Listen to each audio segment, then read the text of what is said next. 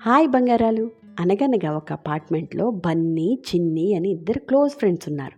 వాళ్ళిద్దరికీ డ్రాయింగ్ అంటే చాలా ఇష్టం. ఒకరోజు అపార్ట్మెంట్లో డ్రాయింగ్స్ కాంపిటీషన్ కండక్ట్ చేశారు. దాంట్లో బన్నీకి థర్డ్ ప్రైజ్ వచ్చింది. చిన్నికి ఏ ప్రైజు రాలేదు. చిన్నికి చాలా బాధ అనిపించింది, ఏడుపు వచ్చింది. వాడికి థర్డ్ ప్రైజ్ అన్నా వచ్చింది, నాకు ఏ ప్రైజు రాలేదు. నేను ఇంకెప్పుడు డ్రాయింగ్ కాంపిటీషన్ పార్టిసిపేట్ చేయను, బన్నీతో మాట్లాడను అని చెప్పి డిసైడ్ అయ్యి డ్రాయింగ్ చేయడం మానేసింది. ఆ రోజు నుంచి బన్నీతో మాట్లాడడం కూడా మానేసింది. ఆ రోజు నుంచి చిన్ని చాలా సాడ్గా ఉండేది. ఎందుకుండేది చెప్పండి? ఇప్పుడు ఒక గేమ్లో కానీ కాంపిటీషన్లో కానీ ఓడిపోతే మనం ఇంక అది వదిలేయాలా? అసలు ఓడిపోవడం అంటే ఏమిటి? మనం ఎప్పుడన్నా ఒక్కసారి ఓడిపోయామని చెప్పి మనకు బాగా నచ్చిన విషయాన్ని, మనకి బాగా నచ్చిన ఫ్రెండ్స్ని వదిలేస్తే మనకి హ్యాపీనెస్ ఉంటుందా? ఉండదు కదా.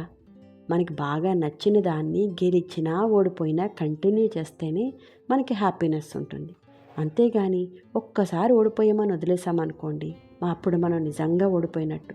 లైఫ్లో ఇంకెప్పుడు గెలవం కదా, గెలిచే ఛాన్స్ ఉండదు కదా. అందుకని ఎప్పుడన్నా ఓడిపోతే నెక్స్ట్ టైం ప్రాక్టీస్ చేసి మళ్ళీ గెలుస్తాను అని మళ్ళీ పార్టిసిపేట్ చేయాలి. ఆ ఎంజాయ్మెంట్ కోసమే గేమ్స్ ఆడుతూ ఉండాలి. అంతేగాని ఒక్కసారి ఓడిపోయామని వదిలేసామనుకోండి, మనకి లైఫ్లో హ్యాపీనెస్ ఉండదు. కథ బాగుందా?